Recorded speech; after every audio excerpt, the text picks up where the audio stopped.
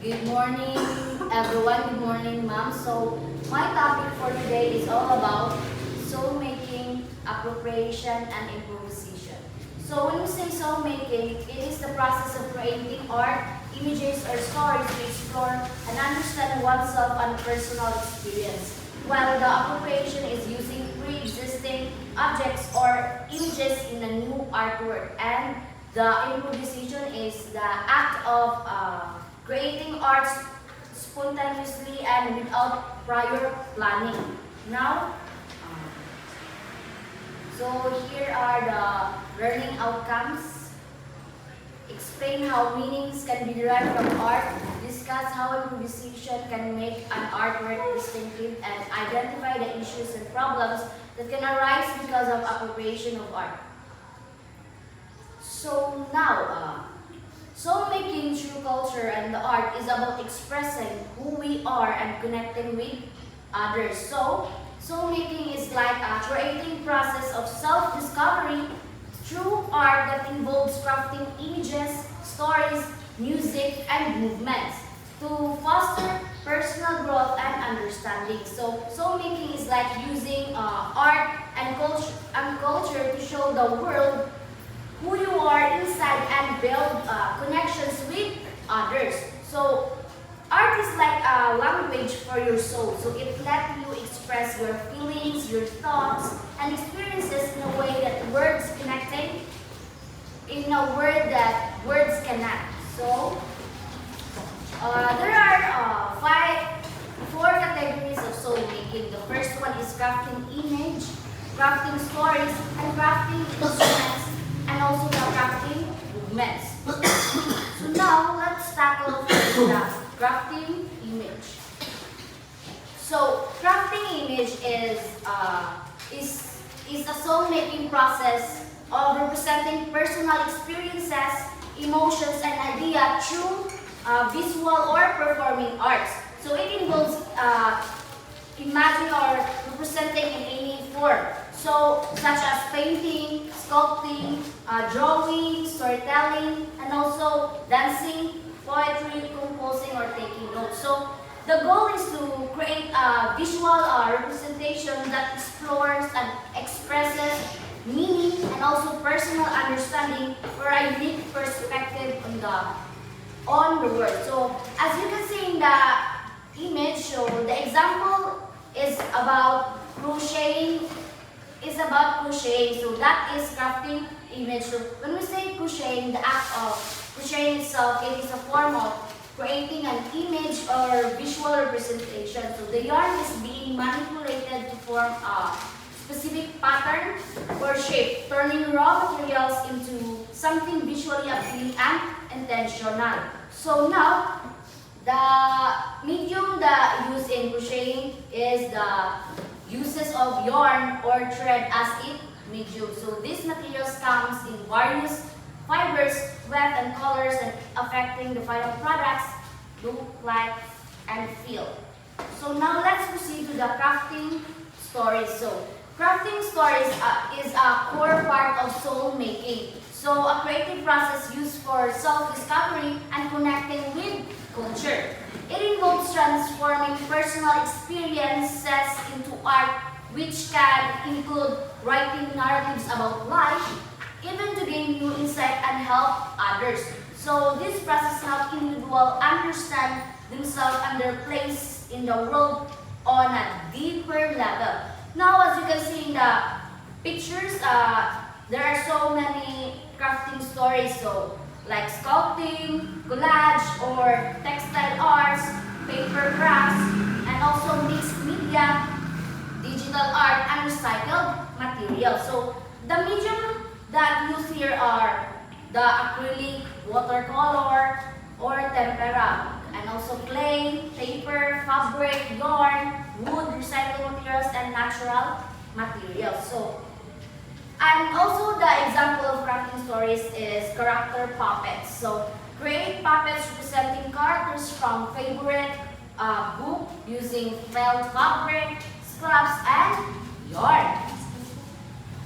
So, crafts help to visualize and understand the element of a story better. So, creating crafts can deepen the emotional connection to a story and its character. Craft allows for personal interpretation and creating expression of a story, theme, and messages.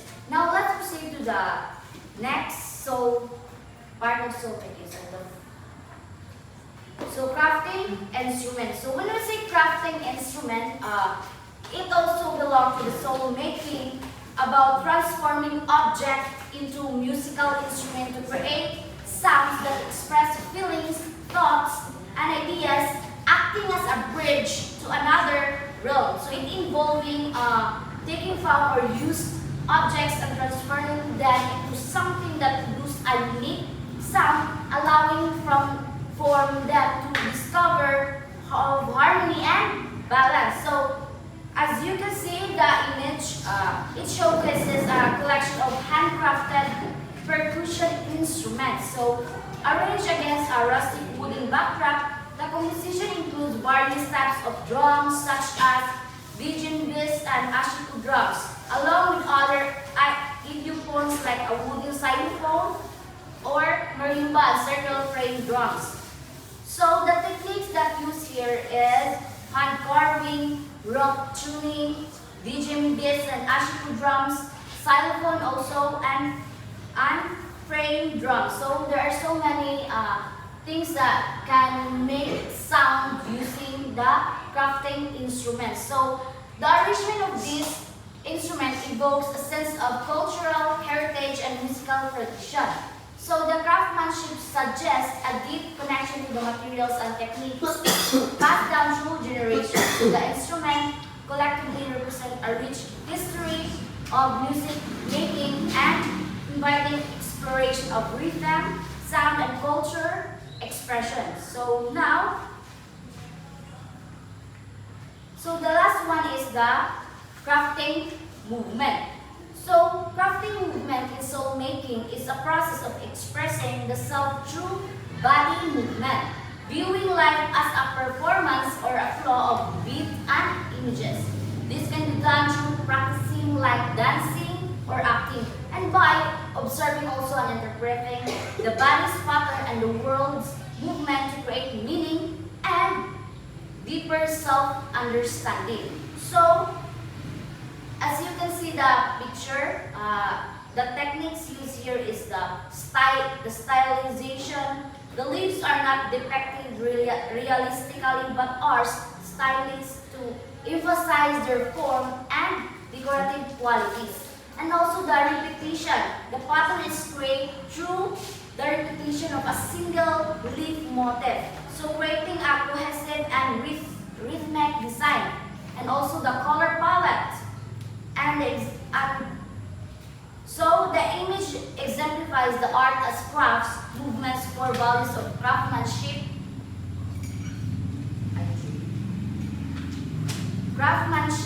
and simplicity and the appreciation for nature. So now,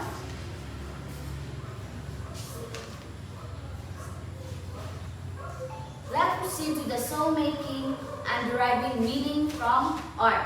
So, understanding art is similar to understanding language. So, by using our knowledge of semantics, grammatical rules, context, and symbolism, we can interpret and find personal meaning in it. So, this process of soul making involves both creating art and deriving meaning from it, allowing us to connect with our inner selves and the world around us.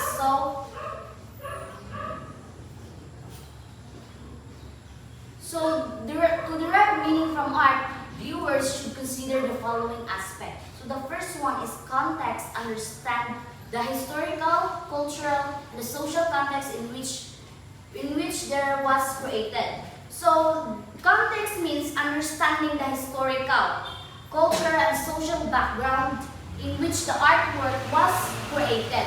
So like for example, the artwork of Van Gogh, so that is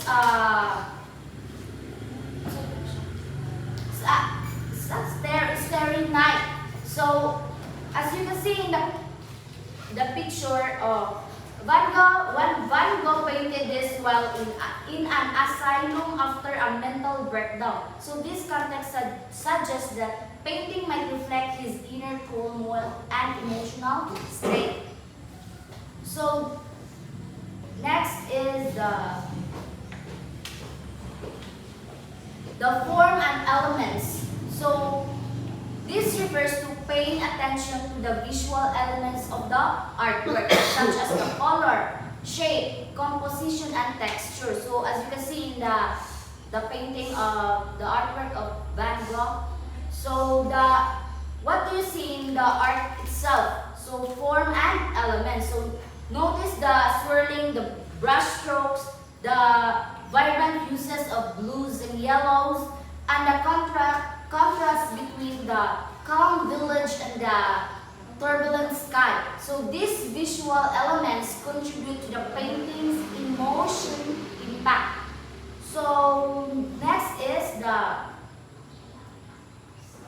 style. So the style recognizes that the different artists have unique styles or way of creating art. So marami silang mga style na kung ano ang kanilang gagawin sa isang artwork. So understanding an artist's style can help you better understand their work.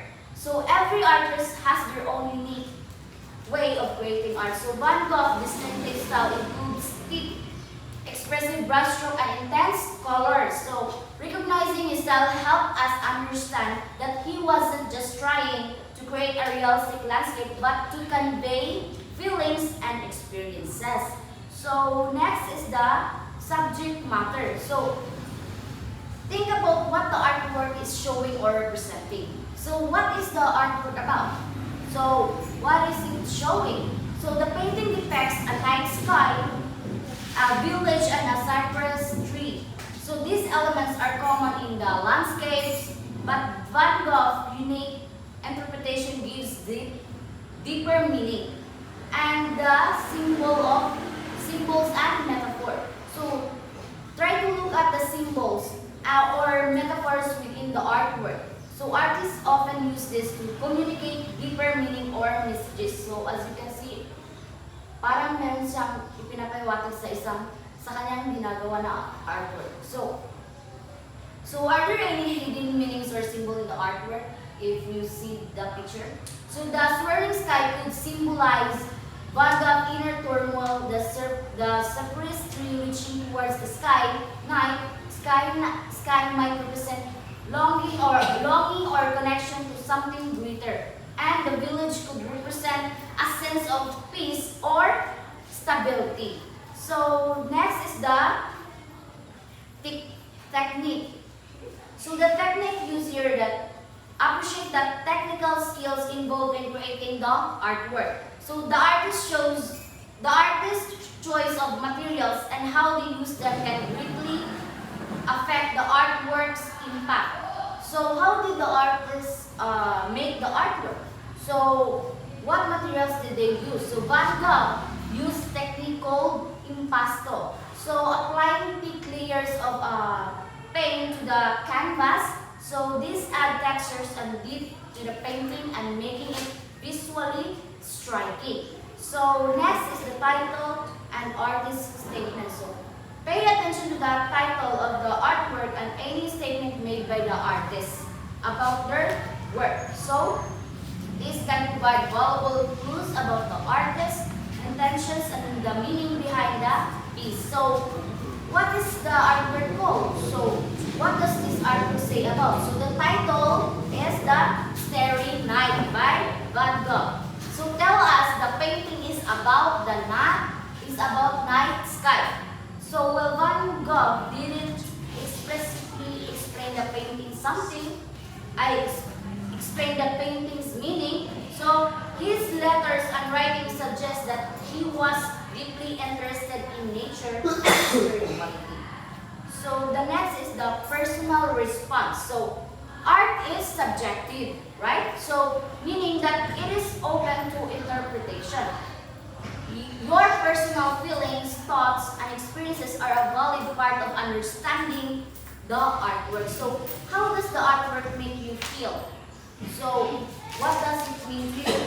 So how does the painting make you someone is filming or something else, so your personal response is a valid part of understanding the artwork. So next is the art historical references. So here, be aware of any art, movement, or historical references that the artwork might be drawing upon. So does the artwork remind you of a particular art movement or time period in art history? So Van Gogh was influenced by Expressionism and Post-Expressionism. So understanding these art movements can help you appreciate his innovative use of colors and also the brush work. Next, the last one is the cultural sensitivity rather. So if the artwork involves elements from a specific culture, approach it with cultural passivity and be mindful of potential cultural context and interpretation. So as you can see in the artwork, it involves elements from a specific culture. So be respectful and try to understand the cultural context. So while stereotype doesn't directly involve elements from a specific culture, because it is important to approach it with sensitivity to Van Gogh's personal experiences and mental health struggles. So that's all on my part. Thank you so much.